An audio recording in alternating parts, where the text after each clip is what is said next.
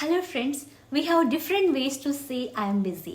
నేను బిజీగా ఉన్నాను అని చెప్పడానికి చాలా రకాలుగా చెప్పొచ్చు. సహజంగా అయితే నువ్వు వస్తావా పార్టీకి అంటే రేపు no I will be busy అంటాం. ఇది రేపటి condition. I will be busy అంటే నేను రేపు బిజీగా ఉంటాను. I will be busy tomorrow కదా. రైట్ నౌ నేను బిజీగా ఉన్నాను అని చెప్పాలనుకోండి, ఐ ఆమ్ బిజీ అనాలి. ఐఎమ్ బిజీ నౌ, నేను ఇప్పుడు బిజీగా ఉన్నాను.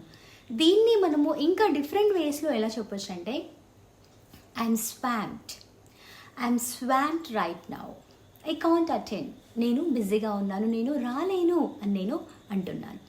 దీన్ని మనము I'm tied up with my work, నా పనిలో నేను బిజీగా ఉన్నాను. I'm up to my neck, నేను బిజీగా ఉన్నాను.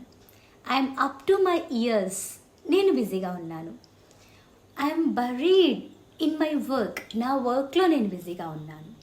చూస్తున్నారా, ఇవన్నీ కూడా బిజీ అనే అర్థాలు వస్తూ ఉంటాయి. ఐఎమ్ స్నోడ్ అండర్ అంటే నేను బిజీగా ఉన్నాను.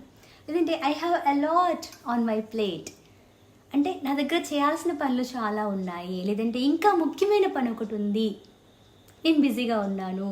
I have a bigger fish to fry అంటే నిజంగా నేను చేపని వేపుతాను అర్థం కాదు, దీనికంటే ఇంకా ముఖ్యమైన పని ఉంది, నాకు ఎగ్జామ్ ఉంది, నువ్వు నన్ను పార్టీకి రమ్మంటున్నావు.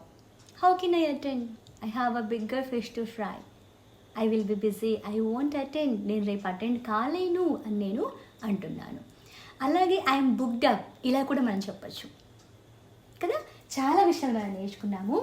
లేదంటే మై ప్లేట్ ఈజ్ ఫుల్ ఇలా కూడా చెప్పచ్చు.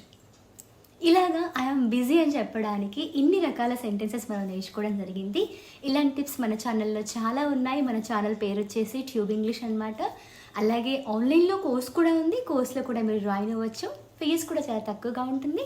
అలాగే బుక్ కూడా ఉంది, అమెజాన్లో ఉంది, ఫ్లిప్కార్ట్లో ఉంది. ఇప్పుడే జాయిన్ అవ్వండి. Thank you friends, bye.